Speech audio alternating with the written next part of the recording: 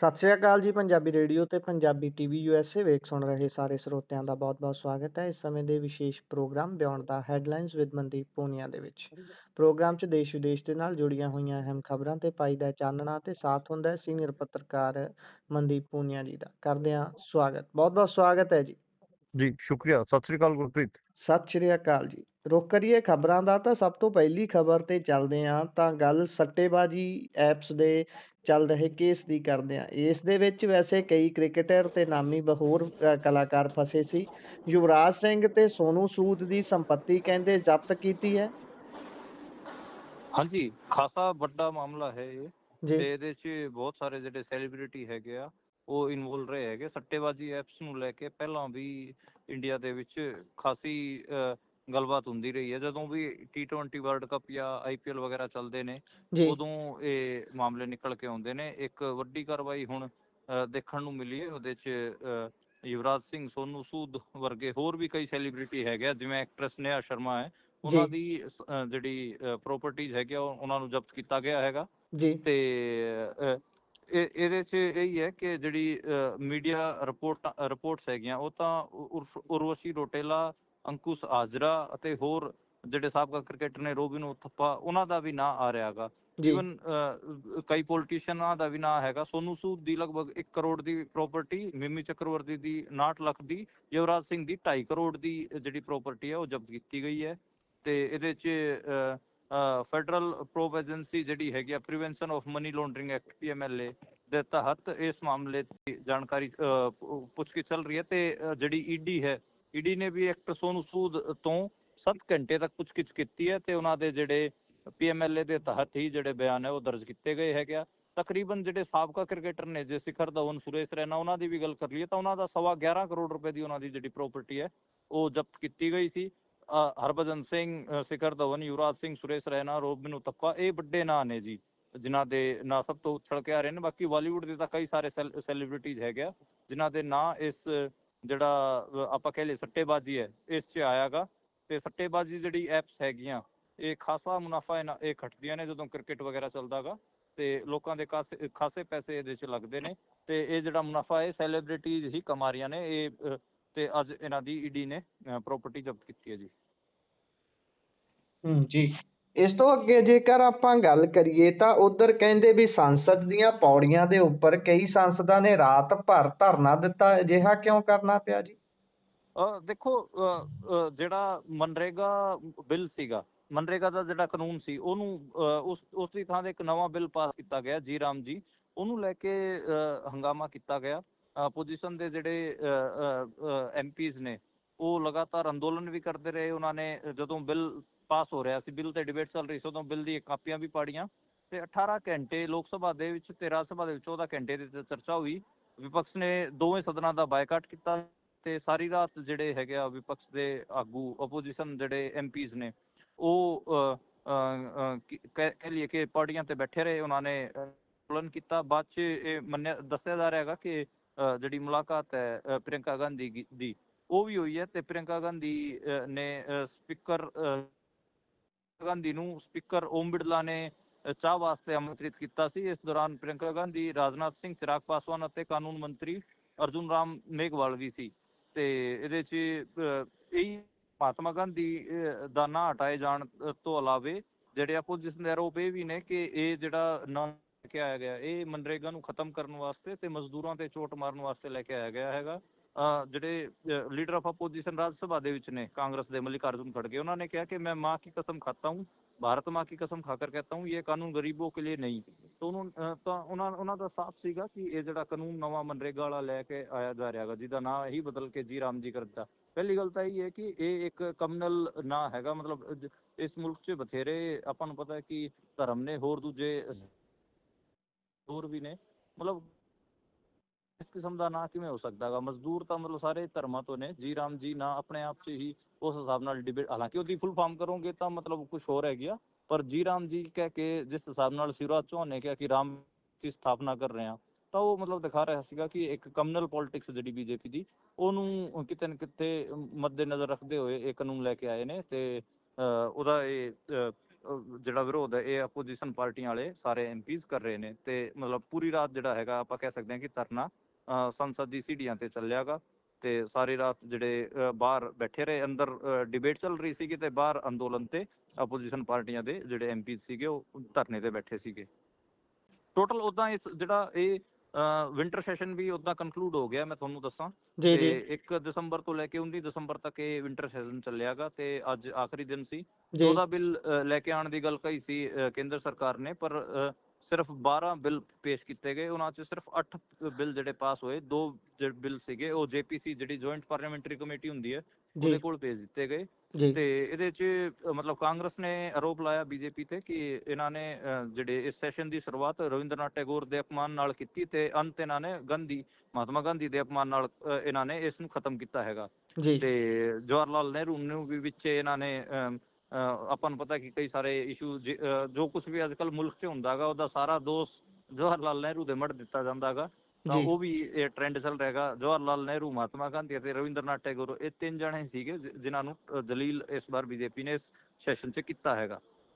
ਜੀ ਇਸ ਤੋਂ ਅੱਗੇ ਜੇਕਰ ਚੱਲੀਏ ਤਾਂ ਗੱਲ ਕਰਨਾਟਕ ਦੀ ਕਰਦੇ ਆ। ਉਹਨਾਂ ਨੇ ਕਰਤੀ ਜੀ ਮਿਸਾਲ ਪੈਦਾ, ਕਹਿੰਦੇ ਵੀ ਹੁਣ 7 ਸਾਲ ਜੇਲ੍ਹ ਤੇ 1 ਲੱਖ ਰੁਪਏ ਤੱਕ ਦਾ ਜੁਰਮਾਨਾ ਹੋ ਸਕਦਾ ਹੈ। ਇਹ ਕਿਉਂਕਿ ਉਹਨਾਂ ਨੇ ਕਰਤਾ ਹੇਟ ਸਪੀਚ ਦੇਣ ਵਾਲਿਆਂ ਦੇ ਖਿਲਾਫ ਇੱਕ ਬਿੱਲ ਪਾਸ। ਹੁਣ ਭਾਈ ਹੇਟ ਸਪੀਚ ਦੇਣੀ ਉੱਥੇ ਔਖੀ ਹੋ ਜੂਗੀ। ਇਹ ਕਿੰਨਾ ਕੁ ਠੀਕ ਹੈ, ਕਿੰਨਾ ਕੁ ਗਲਤ ਹੈ? ਕੀ ਇਸ ਦੀ ਹੇਟ ਸਪੀਚ ਦੀ ਜਿਹੜੀ ਪਰਿਭਾਸ਼ਾ ਹੈ ਥੋੜੀ ਜਿਹੀ ਉਹ ਸਮਝਾਇਓ ਕਿ ਇਹ ਕਿਹੜੀ ਚੀਜ਼ ਹੇਟ ਸਪੀਚ ਆਉਂਦੀ ਹੈ ਕਿਹੜੀ ਨਹੀਂ, ਅਕੋਰਡਿੰਗ ਟੂ ਕਰਨਾਟਕਾ ਦੇ ਇਸ ਬਿੱਲ ਦੇ ਤਹਿਤ। ਦੇਖੋ, ਕਰਨਾਟਕਾ ਨੇ 7 ਸਾਲ ਜੇਲ੍ਹ ਦਾ ਅਤੇ 1 ਲੱਖ ਰੁਪਏ ਤੱਕ ਦਾ ਜੁਰਮਾਨੇ ਦਾ ਪ੍ਰਾਵਧਾਨ ਇਸ ਬਿੱਲ 'ਚ ਕੀਤਾ ਹੈਗਾ ਤੇ ਇਹ ਜਿਹੜਾ ਬੀਜੇਪੀ ਵਾਲੇ ਉੱਥੇ ਖਾਸਾ ਵਿਰੋਧ ਵੀ ਕਰ ਰਹੇ ਸੀ, ਉਸ ਦੇ ਬਾਵਜੂਦ ਇਹ ਬਿੱਲ ਪਾਸ ਹੋ ਗਿਆ ਹੈ। ਇਹਨੂੰ ਨਾਂ ਦਿੱਤਾ ਗਿਆ hate speech and hate crimes prevention bill 2025। ਇਹਦੇ 'ਚ ਜਿਹੜੇ ਉੱਥੋਂ ਦੇ ਗ੍ਰਹਿ ਮੰਤਰੀ ਪਰਮੇਸ਼ਰ ਹੈ ਉਹਨਾਂ ਨੇ ਕਿਹਾ ਕਿ ਸਮਾਜ 'ਚ ਜਿਹੜੀ ਲਗਾਤਾਰ ਨਫ਼ਰਤ ਵੱਧ ਰਹੀ ਹੈ ਉਹਨੂੰ ਰੋਕਣ ਵਾਸਤੇ ਇਹ ਬਿੱਲ ਲੈ ਕੇ ਆਉਣਾ ਮਤਲਬ ਜ਼ਰੂਰੀ ਸੀਗਾ। ਇਹ ਗੱਲ ਉਹਨਾਂ ਵੱਲੋਂ ਆਖੀ ਗਈ ਹੈ ਤੇ ਬਾਕੀ ਇਹਦੇ 'ਚ ਇਹ ਸੀਗਾ ਕਿ ਮਤਲਬ ਇਹ ਕਾਨੂੰਨ ਉਹਨਾਂ ਵਿਅਕਤੀਆਂ ਤੇ ਸੰਗਠਨਾਂ ਤੇ ਲਾਗੂ ਹੋਊਗਾ ਜਿਹੜਾ ਭਾਸ਼ਣਾਂ, ਕਿਤਾਬਾਂ ਤੇ ਇਲੈਕਟ੍ਰੋਨਿਕ ਮੀਡੀਆ ਦੇ ਵਿੱਚ ਨਫ਼ਰਤ ਫੈਲਾਉਂਦੇ ਨੇ। ਸਦਨ ਦੇ ਵਿੱਚ ਇਸ ਬਿੱਲ ਦੀ ਚਰਚਾ ਹੋਈ ਹੈ। ਹਾਲ ਦੇ ਸਮਾਂ ਜਿਹੜਾ ਹੇਟ ਕ੍ਰਾਈਮ ਹੈਗਾ ਉਹ ਖਾਸੇ ਵਧੇ ਨੇ ਤੇ ਜਿਹੜੇ ਬਿਆਨ ਹੈਗੇ ਆ ਉਹ ਵੀ ਖਾਸੇ ਦਿੱਤੇ ਜਾਂਦੇ ਨੇ ਦੂਜੇ ਸਮਾਜ, ਧਰਮ, ਜਾਤੀ ਅਤੇ ਲਿੰਗ ਦੇ। ਉਹਨੂੰ ਰੋਕਣ ਵਾਸਤੇ ਇਹ ਸਾਰਾ ਕੁਝ ਉਹ ਕਹਿ ਰਹੇ ਨੇ ਕਿ ਅਸੀਂ ਲੈ ਕੇ ਆਏ ਹਾਂ। ਬੀਜੇਪੀ ਨੇ ਉੱਥੇ ਖਾਸਾ ਰੌਲਾ ਪਾਇਆ ਹੈਗਾ। ਤੁਸੀਂ ਪਿਛਲੇ ਵਾਰ ਦਾ ਜਿਹੜਾ ਕਰਨਾਟਕਾ ਦਾ ਵਿਧਾਨ ਸਭਾ ਚੋਣ ਯਾਦ ਕਰੋ, ਉਹ ਉਸ ਟਾਈਮ ਬਜਰੰਗ ਬਲੀ ਤੋਂ ਲੈ ਕੇ ਹੋਰ ਜਿਹੜੇ ਦੂਜੇ ਧਰਮਾਂ ਦੇ ਜਿਹੜੇ ਭਗਵਾਨ ਨੇ ਜਾਂ ਫਿਰ ਅੱਲਾ, ਸਾਰਿਆਂ ਨੂੰ ਮਤਲਬ ਸਾਰਿਆਂ ਤੇ ਪੋਲੀਟਿਕਸ ਕੀਤੀ ਗਈ, ਹੇਟ ਸਪੀਚਸ ਦਿੱਤੇ ਗਏ ਤੇ ਮੈਨੂੰ ਲੱਗਦਾ ਵਾ ਕਿ ਠੀਕ ਹੈ ਇਹ ਬਿੱਲ ਆਉਣਾ ਹੀ ਚਾਹੀਦਾ ਸੀਗਾ ਦੇਰ ਸਵੇਰ, ਕਿਉਂਕਿ ਇੱਕ ਆਪਾਂ ਦੇਖਦੇ ਹਾਂ ਸੋਸ਼ਲ ਮੀਡੀਆ ਤੇ ਟ੍ਰੈਂਡ ਕਿ ਦੂਜੇ ਧਰਮਾਂ ਦੇ ਜਿਹੜੇ ਭਗਵਾਨ ਨੇ ਜਾਂ ਫਿਰ ਉਹਨਾਂ ਦੇ ਜਿਹੜੇ ਜਾਂ ਉਹਨਾਂ ਦੇ ਆਈਡੀਅਲਸ ਨੇ ਉਹਨਾਂ ਨੂੰ ਟਾਰਗੇਟ ਕਰਨ ਦੀ ਖਾਸੀ ਉਹ ਬਣ ਚੁੱਕੀ ਹੈ। ਈਵਨ ਖਾਸ ਕਰ ਜ਼ਿਆਦਾਤਰ ਤਾਂ ਜੇ ਦੇਖਣ ਨੂੰ ਮਿਲਦਾ ਗਾ ਇਹ ਜਿਹੜੇ ਮੈਜੋਰਿਟੀ ਬਹੁ ਸੰਖਿਅਕ ਸਮਾਜ ਦੇ ਜਿਹੜੇ ਲੋਕ ਹੈਗੇ ਆ ਉਹ ਮਾਈਨੋਰਿਟੀ ਦੇ ਲੋਕਾਂ ਦੇ ਗੋਡਸ ਨੂੰ ਬਹੁਤ ਟਾਰਗੇਟ ਕਰਦੇ ਨੇ ਤੇ ਇੱਕ ਟ੍ਰੈਂਡ ਵੀ ਹੈ ਕਿ ਇੱਕ ਦੂਜੇ ਧਰਮ ਨੂੰ ਉੱਚਾ ਨੀਵਾਂ ਦਿਖਾਉਣ ਵਾਲੀ ਜਿਹੜੀ ਗੱਲ ਹੈ ਉਹ ਵੀ ਇੱਕ ਗੱਲ ਹੈ। ਦੇਖਦੇ ਹਾਂ ਕਿੰਨਾ ਕੁ ਲਾਗੂ ਹੋ ਪਾਉਂਦਾ ਗਾ, ਪਰ ਇਹਨੂੰ ਸਾਊਥ ਇੰਡੀਆ 'ਚ ਰਾਜਨੀਤਿਕ ਬ੍ਰਹਮਾਸਤਰ ਦੇ ਤੌਰ ਤੇ ਕਿਹਾ ਜਾ ਰਿਹਾ ਹੈਗਾ ਕਿ ਬੀਜੇਪੀ ਦੀ ਉੱਥੇ ਜਿਹੜੀ ਹੇਟ ਪੋਲੀਟਿਕਸ ਹੈ ਉਹਨੂੰ ਕਿਤੇ ਨਾ ਕਿਤੇ ਰੋਕ ਲਾਉਣ ਤੇ ਜਿਹੜਾ ਸਾਊਥ ਇੰਡੀਆ ਉਹ ਲੱਗਿਆ ਹੋਇਆ ਗਾ। ਤਾਂ ਮਤਲਬ ਦੇਖਦੇ ਆਉਣ ਵਾਲੇ ਦਿਨਾਂ 'ਚ ਇਸ ਦਾ ਬਿੱਲ ਦਾ ਕੀ ਮਤਲਬ ਨਿਕਲਦਾ ਗਾ। ਜੀ ਇਸ ਤੋਂ ਅੱਗੇ ਚੱਲੀਏ ਤਾਂ ਦਿੱਲੀ ਦੀ ਗੱਲ ਕਰ ਲੈਂਦੇ ਹਾਂ। ਗੈਸ ਚੈਂਬਰ 'ਚ ਤਬਦੀਲ ਹੋਇਆ ਦਿੱਲੀ ਇਸ ਸਮੇਂ ਅਜਿਹੀ ਹਾਲਤ ਭੋਗ ਰਿਹਾ ਵੀ ਭਾਈ ਉੱਥੇ ਸਿਰਫ ਰਿਪੋਰਟਾਂ ਹੀ ਆਉਂਦੀਆਂ ਨੇ ਬਾਹਰ ਵੀ ਭਾਈ ਸਰਕਾਰ ਨੇ ਇਹ ਕਿਹਾ, ਸਰਕਾਰ ਨੇ ਉਹ ਕਿਹਾ। ਸਰਕਾਰ ਤਾਂ ਇਹ ਵੀ ਕਹੀ ਜਾਂਦੀ ਹੈ ਵੀ ਭਾਈ ਤੁਹਾਡੇ ਸਰੀਰ ਨੂੰ ਕੋਈ ਨੁਕਸਾਨ ਨਹੀਂ ਪਹੁੰਚਾਉਂਦਾ, AQI ਜਿੱਥੇ ਮਰਜ਼ੀ ਚਲੇ ਜਾਵੇ। ਪਰ ਇਹ ਹਿਟਲਰ ਦੇ ਗੈਸ ਚੈਂਬਰਾਂ ਤੋਂ ਵੀ ਵੱਧ ਮਾੜੀ ਗੱਲ ਹੋਈ ਪਈ ਹੈ। ਅੱਜ ਤਕਰੀਬਨ 6ਵਾਂ ਦਿਨ ਹੈ ਜੀ ਲਗਾਤਾਰ ਜ਼ਹਿਰੀਲੀ ਹਵਾ ਦਾ। ਲਗਾਤਾਰ ਆਪਾਂ ਦੇਖ ਰਹੇ ਹਾਂ ਕਿ ਉੱਥੇ ਫਲਾਈਟਸ ਵੀ ਕੈਂਸਲ ਹੋ ਰਹੀਆਂ ਨੇ ਤੇ AQI ਪਿਛਲੇ 1.5-2 ਮਹੀਨੇ ਤੋਂ ਉੱਥੇ 400 ਤੋਂ ਵੱਧ ਹੀ ਚੱਲ ਰਿਹਾ ਹੈਗਾ ਦਿੱਲੀ ਦੇ ਵਿੱਚ। ਲਗਾਤਾਰ ਉੱਥੇ 500 ਤੋਂ ਵੱਧ AQI ਕਈ ਦਿਨਾਂ ਆਪਾਂ ਦੇਖਿਆ, ਹੁਣ 400 ਤੋਂ ਵੱਧ ਦੇਖਣ ਨੂੰ ਮਿਲ ਰਿਹਾ ਹੈਗਾ। 157 ਫਲਾਈਟ ਦਿੱਲੀ ਏਅਰਪੋਰਟ 'ਚ ਕੈਂਸਲ ਹੋਈਆਂ ਨੇ, ਉਹ ਵੀ ਆਪਾਂ ਨੂੰ ਪਤਾ ਹੈ। ਉੱਥੇ ਮਤਲਬ ਈਵਨ ਆਪਾਂ ਨੂੰ ਪਤਾ ਕਿ ਇੰਟਰਨੈਸ਼ਨਲ ਜਿਹੜੇ ਖਿਡਾਰੀ ਸੀ, ਬਾਕਸਿੰਗ ਦਾ ਵਰਲਡ ਕੱਪ ਹੋਇਆ, ਉਹਨਾਂ ਨੇ ਖੇਡਣ ਤੋਂ ਮਨਾ ਕਰਤਾ ਸੀਗਾ। ਬਹੁਤ ਸਾਰੇ ਵੇਟ ਤਾਂ ਖਾਲੀ ਗਏ ਤਾਂ ਮਤਲਬ ਉਹ ਗੱਲ ਠੀਕ ਹੈ ਕਿ ਦਿੱਲੀ ਗੈਸ ਚੈਂਬਰ ਬਣ ਚੁੱਕੀ ਹੈ। ਹਿਟਲਰ ਜੀ। ਵਾਲੀ ਨਾਲ ਕੰਪੇਅਰ ਕਰ ਲਓ ਜਾਂ ਫਿਰ ਜਿਹੜਾ ਤੁਸੀਂ ਇਹਨੂੰ ਕਲਾਈਮੇਟ ਐਮਰਜੈਂਸੀ ਕਹਿ ਲਓ, ਕੁਝ ਵੀ ਕਹਿ ਲਓ। ਹੂੰ। ਬੱਚਿਆਂ ਅਸਥਮੈਟਿਕ ਬੱਚੇ, ਬਜ਼ੁਰਗ, ਉਹਨਾਂ ਨੂੰ ਦਿੱਕਤਾਂ ਹੋ ਰਹੀਆਂ ਨੇ, ਉਹ ਆਪਾਂ ਨੂੰ ਪਤਾ ਹੈ। ਜੀ। ਤੇ ਇਹਦਾ ਕੋਈ ਮਤਲਬ ਸਰਕਾਰ ਕੋਲ ਵੀ ਕੋਈ ਹੱਲ ਹੈ ਨਹੀਂ। ਜੀ। ਮਤਲਬ ਸਰਕਾਰਾਂ ਕੋਲ ਕੋਈ ਹੱਲ ਨਹੀਂ ਹੈ। ਤਾਂ ਹੁਣ ਹਾਲਾਂਕਿ ਅੱਜ ਬੀਜੇਪੀ ਦੇ ਜਿਹੜੇ ਮੰਤਰੀ ਸੀਗੇ ਉਹ ਕਹਿ ਰਹੇ ਸੀ, ਐਜੂਕੇਸ਼ਨ ਮਿਨਿਸਟਰ, ਅਸੀਂ ਸਕੂਲਾਂ 'ਚ 에ਅਰ ਪਿਊਰੀਫਾਇਰ ਲਗਾ ਦਾਂਗੇ। ਤੇ ਜੀ। ਉਹਨਾਂ ਨੇ ਕਿਹਾ ਕਿ ਅਸੀਂ 10,000 ਕਲਾਸਰੂਮਸ ਨੂੰ ਟਾਰਗੇਟ ਕਰਾਂਗੇ, ਹਰ ਕਲਾਸ 'ਚ ਅਸੀਂ 에ਅਰ ਪਿਊਰੀਫਾਇਰ ਲਾਵਾਂਗੇ। ਖੈਰ ਚਲੋ ਵਧੀਆ ਗੱਲ ਹੈ, ਪਰ ਬਹੁਤ ਦੇਰੀ ਕਰ ਦਿੱਤੀ ਹੈਗੀ ਆ। ਜਿੰਨਾ ਉੱਥੇ ਮਤਲਬ ਆਪਾਂ ਨੂੰ ਪਤਾ ਕਿ ਨੋਨ ਪੋਲਿਊਟਿੰਗ ਜਿਹੜੀ ਇੰਡਸਟਰੀ ਹੈ ਸਿਰਫ ਦਿੱਲੀ ਦੇ ਆਲੇ ਦੁਆਲੇ ਉਹ ਹੀ ਰੱਖਣੀ ਚਾਹੀਦੀ ਸੀ, ਤੇ ਪੋਲਿਊਸ਼ਨ ਫੈਲਾਉਣ ਵਾਲੀ ਜਿਹੜੀ ਇੰਡਸਟਰੀ ਹੈ ਉਹ ਸ਼ਹਿਰ ਤੋਂ ਬਾਹਰ ਕਰਨੀ ਚਾਹੀਦੀ ਸੀ, ਉਹ ਨਹੀਂ ਕੀਤੀ ਗਈ। ਟ੍ਰੈਫਿਕ ਬਹੁਤ ਜ਼ਿਆਦਾ ਹੈਗਾ, ਪਬਲਿਕ ਟਰਾਂਸਪੋਰਟ ਜਿੰਨਾ ਠੀਕ ਸਮੂਥ ਹੋਣਾ ਚਾਹੀਦਾ ਸੀਗਾ ਦਿੱਲੀ 'ਚ ਉਹ ਨਹੀਂ ਹੈ। ਮੈਂ ਤਾਂ ਦੇਖਦਾ ਹਾਂ ਕਿ ਦਿੱਲੀ ਦੇ ਲੋਕਾਂ ਦੀ ਸਵੇਰ ਸ਼ਾਮ ਦੁਪਹਿਰ ਸਾਰੀ ਟ੍ਰੈਫਿਕ ਤੇ ਸੜਕਾਂ ਤੇ ਲੰਘਦੀ ਹੈਗੀ ਆ। ਜੀ। ਤੇ ਉਹਦੇ ਤੇ ਮਤਲਬ ਕੋਈ ਸਟਰੋਂਗ ਪਾਲਿਸੀ ਹੋਵੇ। ਜਦੋਂ ਲੋਕਡਾਊਨ ਲੱਗਿਆ ਸੀਗਾ ਉਦੋਂ ਆਪਾਂ ਨੂੰ ਪਤਾ ਕਿ ਇਸੇ ਦਿੱਲੀ ਦਾ AQI 50 ਤੋਂ ਥੱਲੇ ਆ ਗਿਆ ਸੀਗਾ। ਠੀਕ ਹੂੰ। ਹੈ। ਆਪਾਂ ਨੂੰ ਪਤਾ ਹੈ ਕਿ ਪੰਜਾਬ ਦੇ ਕਈ ਸਾਰੇ ਇਲਾਕਿਆਂ ਤੋਂ ਹਿਮਾਲਿਆ ਦੇ ਜਿਹੜੀਆਂ ਪਹਾੜੀਆਂ ਸੀ ਉਹ ਵੀ ਸਾਫ਼ ਨਜ਼ਰ ਆ ਰਹੀਆਂ ਨਜ਼ਰ ਸੀਗੀਆਂ ਆ ਨਾ। ਰਹੀਆਂ ਮਤਲਬ ਸੀ ਜੀ। ਹਾਂ, ਤਾਂ ਇੱਕ ਇਹ ਹੈਗਾ ਕਿ ਜਿਹੜੀ ਪੋਲਿਊਟਿੰਗ ਇੰਡਸਟਰੀ ਹੈ, ਟ੍ਰੈਫਿਕ ਹੈ, ਤਾਂ ਇਹ ਕੰਸਟਰਕਸ਼ਨ ਵਰਕ, ਇਹ ਪਤਾ ਨਹੀਂ ਕਿੰਨੀਆਂ ਚੀਜ਼ਾਂ ਇਹਦੇ 'ਚ ਐਡ ਔਨ ਕਰਦੀਆਂ ਨੇ। ਤੇ ਖੈਰ ਦੇਖਦੇ ਹਾਂ ਇਹਦੇ 'ਚ ਮਤਲਬ ਕਿਵੇਂ ਚੀਜ਼ਾਂ ਅੱਗੇ ਕੰਮ ਕਰਦੀਆਂ ਨੇ। ਸਰਕਾਰ ਭੱਜਦੀ ਤਾਂ ਨਜ਼ਰ ਆ ਰਹੀ ਹੈ, ਕਿਤੇ ਕਿਤੇ ਮਾੜਾ ਮੋਟਾ ਸਟੈਂਡ ਲੈ ਲੈਂਦੀ ਹੈ, ਬਾਕੀ 90% ਤਾਂ ਭੱਜਦੀ ਨਜ਼ਰ ਆਉਂਦੀ ਹੈ। ਬਾਕੀ ਉੱਥੇ 50% ਵਰਕਲੋਡ ਘਟਾਉਣ ਦੀ ਗੱਲ ਕਹੀ ਗਈ ਹੈ ਕਿ ਅਸੀਂ 50% EMPLOYEES ਨੂੰ ਜਿਹੜਾ ਹੈਗੇ ਆ ਵਰਕ ਫਰੋਮ ਹੋਮ ਕੀਤਾ ਜਾਵੇ। ਉਹ ਇੱਕ ਗੱਲ ਆ ਗਈ। ਅਜੇ ਸਕੂਲਸ ਵੀ ਅਜੇ ਆਨਲਾਈਨ ਹੀ ਚੱਲ ਰਹੇ ਨੇ, ਬੱਚਿਆਂ ਦੇ ਖਾਸ ਕਰ ਪ੍ਰਾਇਮਰੀ ਜਿਹੜੀ ਐਜੂਕੇਸ਼ਨ ਉਹ ਆਨਲਾਈਨ ਹੀ ਚੱਲ ਰਹੀ ਹੈਗੀ। ਇਸ ਕਿਸਮ ਦੀਆਂ ਚਲੋ ਚੀਜ਼ਾਂ, ਸਟੈਪਸ ਇਹਨਾਂ ਨੇ ਲਏ ਨੇ, ਪਰ ਫਿਰ ਵੀ ਓਵਰਆਲ ਖਾਸਾ ਮਾੜਾ ਹਾਲ ਹੈ AQI ਦਾ ਉੱਥੇ। ਜੀ। ਇਸ ਤੋਂ ਅੱਗੇ ਚੱਲੀਏ ਤਾਂ SIR ਸਪੈਸ਼ਲ ਇੰਟੈਂਸਿਵ ਰਿਵੀਜ਼ਨ ਆਪਣੇ ਪੂਰਾ ਦਿਖਾ ਰਹੀ ਹੈ ਜ਼ੋਰ ਜੀ। ਤਾਮਿਲਨਾਡੂ ਦੇ ਵਿੱਚ 97 ਲੱਖ ਤੇ ਗੁਜਰਾਤ 'ਚ 73 ਲੱਖ ਤੇ ਬੰਗਾਲ 'ਚ 58 ਲੱਖ ਤੋਂ ਵੱਧ ਨਾਮ ਕੱਟੇ ਗਏ ਨੇ ਜੀ। ਇਹ ਧੜਾ-ਧੜ ਨਾਮ ਕੱਟੇ ਜਾ ਰਹੇ ਨੇ ਵੋਟਰਾਂ ਦੇ। ਹਾਂਜੀ, ਇੱਕ ਪੂਰਾ SIR ਦੇ ਨਾਲ ਨਾਲ ਨਾ ਬੀਜੇਪੀ ਬੇਸਿਕਲੀ ਆਪਾਂ ਨੂੰ ਪਤਾ ਕਿ ਮਾਈਨੋਰਟੀਜ਼, ਖਾਸ ਕਰ ਮੁਸਲਿਮ ਮਾਈਨੋਰਟੀਜ਼ ਨੂੰ ਟਾਰਗੇਟ ਕਰ ਰਹੀ ਹੈ। ਕਹਿ ਰਹੀ ਹੈ ਕਿ ਅਸੀਂ ਘੁਸਪੈਠੀਆਂ ਦੇ ਨਾਂ ਕੱਟ ਰਹੇ ਹੈਗੇ ਆ। ਜੀ। ਸੱਚਾਈ ਆਪਾਂ ਨੂੰ ਵੀ ਪਤਾ ਹੈ ਕਿ ਗਰੀਬ ਲੋਕਾਂ ਦੇ ਨਾਂ ਕੱਟੇ ਜਾ ਰਹੇ ਨੇ।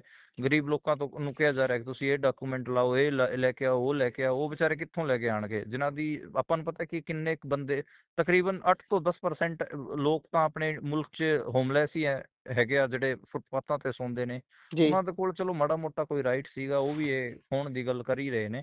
ਬਾਕੀ ਤਾਮਿਲਨਾਡੂ ਅਤੇ ਪੱਛਮੀ ਬੰਗਾਲ ਇਹਨਾਂ ਦਾ ਫੇਵਰੇਟ ਸੂਬਾ ਹੈਗਾ। ਉੱਥੇ ਤਾਂ ਇਹਨਾਂ ਨੇ ਪੂਰਾ ਘੁਸਪੈਠੀਆਂ ਵਾਲੀ ਡਿਬੇਟ ਹੀ ਚਲਾ ਰੱਖੀ ਹੈ। ਬੰਗਾਲ ਅਮਿਤ ਸ਼ਾਹ ਦੀ ਨੱਕ ਦਾ ਸਵਾਲ ਬਣਿਆ ਹੋਇਆ ਹੈਗਾ, ਤੇ ਅਮਿਤ ਸ਼ਾਹ ਨੂੰ ਮਤਲਬ ਇਹ ਹੈਗਾ ਕਿ ਅਸੀਂ ਪੱਛਮੀ ਬੰਗਾਲ ਤਾਂ ਜਿੱਤਿਆ ਹੀ, ਉਹਨੂੰ ਫੋਕਸ ਕਰਕੇ ਹੀ ਇਹ ਸਾਰਾ ਕੁਝ ਕਰ ਰਹੇ ਨੇ। ਅਤੇ ਉੱਥੇ ਤਾਂ ਲਗਾਤਾਰ ਘੁਸਪੈਠੀਆਂ ਵਾਲੀ ਡਿਬੇਟ ਚੱਲੀ ਰਹੀ ਹੈ। ਹਾਲਾਂਕਿ ਮਮਤਾ ਬੈਨਰਜੀ ਇੱਕ ਸਟਰੋਂਗ ਲੇਡੀ ਹੈ। ਮਤਲਬ ਇੰਡੀਆ ਦੀ ਪੋਲਿਟਿਕਸ 'ਚ ਬਹੁਤ ਘੱਟ ਵੂਮਨ ਪੋਲੀਟੀਸ਼ੀਅਨਸ ਹੈਗੀਆਂ, ਤੇ ਉਹਨਾਂ 'ਚ ਜੇ ਸਟਰੋਂਗ ਲੇਡੀ ਦੀ ਗੱਲ ਕਰਨੀ, ਆਇਰਨ ਲੇਡੀ ਦੀ ਗੱਲ ਕਰਨੀ ਹੋਵੇ ਤਾਂ ਉਹ ਮਮਤਾ ਬੈਨਰਜੀ ਹੈਗੀ, ਇਹਨਾਂ ਨੂੰ ਠੀਕ ਠਾਕ ਟੱਕਰ ਦੇ ਰਹੀ ਹੈ। ਖੈਰ ਬਾਕੀ ਤਾਂ ਮਤਲਬ ਤਾਮਿਲਨਾਡੂ ਵੀ ਉੱਥੇ ਜਿਹੜੀ ਆਪਾਂ ਨੂੰ ਪਤਾ ਹੈ ਕਿ ਪੇਰੀਆਰ ਦੀ ਜਿਹੜੀ ਪੋਲਿਟਿਕਸ ਆ ਉਸੇ ਦੀ ਕੰਟੀਨਿਊਟੀ ਹੈਗੀ, MK ਸਟਾਲਿਨ ਹੋ ਰਹੀ, ਤੇ ਉੱਥੇ ਹਿੰਦੂਤਵਾ ਵਾਲੀ ਪੋਲਿਟਿਕਸ ਦੀ ਦਾਲ ਗਲਦੀ ਗੁਲਦੀ ਹੈ ਨਹੀਂ। ਜੀ। ਤਾਂ ਜੀ। ਇੱਕ ਉਹ ਵੀ ਹੈ। ਬਾਕੀ ਗੁਜਰਾਤ ਦੇ ਵਿੱਚ ਇਹ ਖਾਸਾ ਮੁਸਲਮਾਨਾਂ ਨੂੰ ਟਾਰਗੇਟ ਕਰਦੇ ਨੇ, ਕਰ ਰਹੇ ਨੇ। 2002 ਜਿਹੜਾ ਮੁਸਲਮਾਨਾਂ ਦਾ ਨਰਸੰਹਾਰ ਕੀਤਾ ਗਿਆ ਸੀਗਾ, ਜੈਨੋਸਾਈਡ ਕੀਤਾ ਗਿਆ ਸੀ ਗੁਜਰਾਤ ਦੇ ਵਿੱਚ। ਉਸ ਜੀ। ਤੋਂ ਬਾਅਦ ਹੀ ਆਪਾਂ ਦੇਖਦੇ ਹਾਂ ਕਿ ਮੋਦੀ ਜਾਂ ਫਿਰ BJP ਦੀ ਉੱਥੇ ਸਰਕਾਰ ਚੱਲ ਹੀ ਰਹੀ ਹੈ, ਤੇ ਉਹਨਾਂ ਦੀ ਪਾਲਿਸੀ ਸਾਰੀ ਐਂਟੀ ਮੁਸਲਿਮ ਤਾਂ ਰਹਿੰਦੀ ਹੈ। ਤਾਂ ਖੈਰ ਉੱਥੇ ਵੀ ਨਾ ਕੱਟੇ ਹੀ ਜਾਣੇ ਸੀਗੇ। ਮੈਂ ਸ਼ਾਇਦ ਕਈ ਵਾਰ ਗੱਲ ਕੀਤੀ ਹੈਗੀ ਆ ਕਿ ਪੰਜਾਬ ਅਤੇ ਹਰਿਆਣਾ, ਇਹਨਾਂ ਦੋਵਾਂ ਸੂਬਿਆਂ ਦੇ ਵਿੱਚ ਥੋੜੀ ਜਿਹੜੀ ਮਾਈਗ੍ਰੇਸ਼ਨ ਹੈਗੀ ਆ, ਉਹ ਮੁਸਲਮਾਨਾਂ ਦੀ ਮਾਈਗ੍ਰੇਸ਼ਨ ਵੀ ਹੈ। ਸਬਜ਼ੀ ਦੇ ਕੰਮ 'ਚ ਲਾ ਲਓ, ਜੂਸ ਦੇ ਕੰਮ 'ਚ। ਜੀ।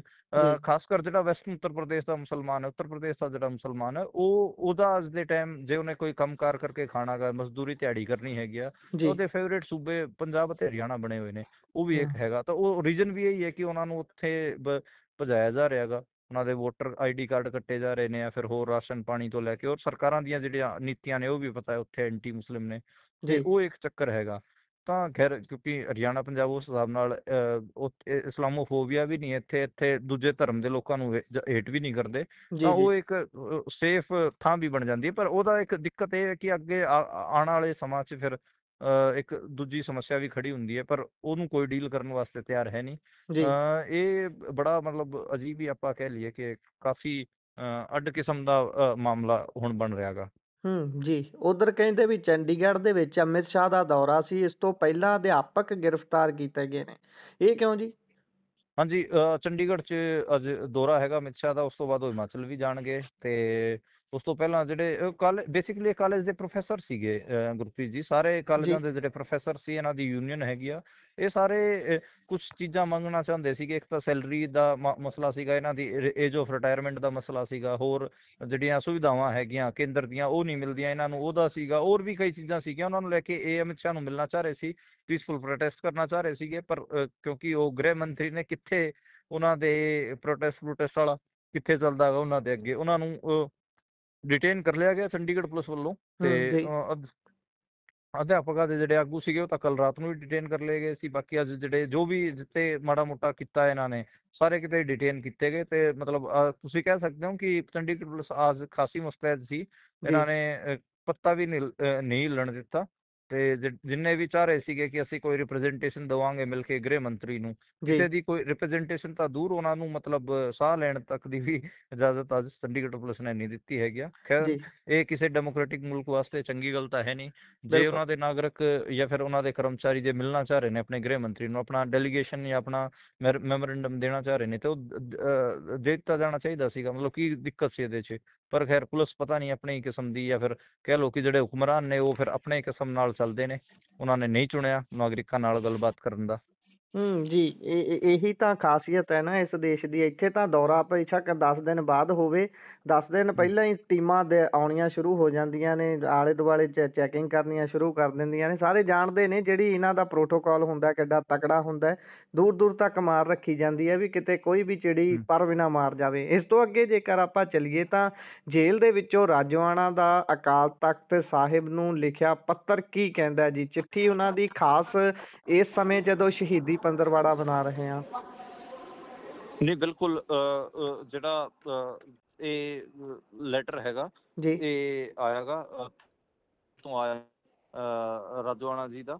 ਤੇ ਇਹਨੂੰ ਮਤਲਬ ਇਹਦੇ 'ਚ ਕਈ ਸਾਰੀਆਂ ਚੀਜ਼ਾਂ ਨੇ ਜਿਹਦੇ ਬਾਰੇ ਗੱਲ ਵੀ ਹੋ ਰਹੀ ਹੈ। ਤੇ ਬੇਸਿਕਲੀ ਇਸ 'ਤੇ ਮੇਨ ਗੱਲ ਤਾਂ ਇਹ ਹੈ ਕਿ ਜਿਹੜੇ ਸ਼ਹੀਦ ਸਾਹਿਬਜ਼ਾਦੇ ਨੇ, ਉਹਨਾਂ ਦੇ ਦਿਵਸ ਅਤੇ ਉਹਨਾਂ ਦੇ ਪੰਥ ਨੂੰ ਲੈ ਕੇ ਉਹਨਾਂ ਨੇ ਚਿੰਤਾ ਜਤਾਈ ਹੈ। ਇਹਦੇ 'ਚ ਉਹਨਾਂ ਨੇ ਲਿਖਿਆ ਹੈਗਾ ਕਿ ਸ੍ਰੀ ਅਕਾਲ ਤਖ਼ਤ ਸਾਹਿਬ ਦੇ ਜਿਹੜੇ ਜਥੇਦਾਰ ਨੇ ਗਿਆਨੀ ਕੁਲਦੀਪ ਸਿੰਘ ਗੜਗੜ, ਉਹਨਾਂ ਨੂੰ ਇਹ ਪੱਤਰ ਲਿਖਿਆ ਤੇ ਉਹਨਾਂ ਨੇ ਕਿਹਾ ਕਿ ਪੰਥ ਦੀ ਆਵਾਜ਼ ਸੰਸਦ ਅਤੇ ਸਰਕਾਰ ਤੱਕ ਪ੍ਰਭਾਵੀ ਤੌਰ ਤੇ ਨਹੀਂ ਪਹੁੰਚ ਰਹੀ ਹੈਗੀ। ਇੱਕ ਤਾਂ ਗੱਲ ਉਹਨਾਂ ਨੇ ਇਹ, ਤੇ ਦੂਜਾ ਉਹਨਾਂ ਨੇ ਵੀਰ ਬਾਲ ਦਿਵਸ ਮਨਾਉਣ ਦਾ ਜਿਹੜਾ ਕੇਂਦਰ ਸਰਕਾਰ ਦਾ ਫੈਸਲਾ ਹੈ, ਇਹਦੇ ਤੇ ਉਹਨਾਂ ਨੇ ਇਹ ਕਿਹਾ ਕਿ ਇਹ ਪੰਥ ਦੀ ਗਰਿਮਾ ਤੇ ਇਤਿਹਾਸਿਕ ਮਹੱਤਵ ਨੂੰ ਠੇਸ ਪਹੁੰਚਾਉਣ ਵਾਲਾ ਕਦਮ ਹੈਗਾ।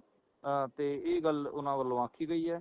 ਤੇ ਉਹਨਾਂ ਨੇ ਇਹ ਵੀ ਕਿਹਾ, ਸੁਝਾਅ ਦਿੱਤਾ ਹੈਗਾ ਕਿ ਸ਼ਹੀਦ ਸਾਹਿਬਜ਼ਾਦਿਆਂ ਦੀ ਸ਼ਹਾਦਤ ਨੂੰ ਲੈ ਕੇ ਉਹਨਾਂ ਦਾ ਜਿਹੜਾ ਦਿਵਸ ਵੀਰ ਬਾਲ ਦਿਵਸ ਮਨਾ ਰਹੇ ਨੇ, ਉਹ ਤੋਂ ਦੂਰੀ ਬਣਾਈ ਜਾਵੇ ਤੇ ਉਹਦੀ ਪੰਥ ਅਤੇ ਗਰਿਮਾ ਦੀ ਇਤਿਹਾਸਿਕ ਮਹੱਤਵ ਦੀ ਰੱਖਿਆ ਕੀਤੀ ਜਾਵੇ। ਇਹ ਗੱਲ ਉਹਨਾਂ ਨੇ ਕਹੀ। ਤੇ ਉਹਨਾਂ ਨੇ ਇਹ ਵੀ ਕਿਹਾ ਕਿ ਰਾਜਨੀਤੀ ਦਬਾਅ ਤੋਂ ਦੂਰ ਰਹਿਣ ਤੇ ਪੰਥ ਦੀ ਚੜ੍ਹਦੀ ਕਲਾ ਮੇਨਟੇਨ ਰੱਖੀ ਜਾਵੇ। ਇਹ ਉਹਨਾਂ ਵੱਲੋਂ ਆਖਿਆ ਗਿਆ ਹੈਗਾ। ਤੇ ਇਹ ਲੈਟਰ ਖਾਸਾ ਮਤਲਬ ਉਸ ਹਿਸਾਬ ਨਾਲ ਪੰਥਕ ਹਲਕਿਆਂ 'ਚ ਖਾਸੀ ਚਰਚਾ ਦਾ ਵਿਸ਼ਾ ਹੈ।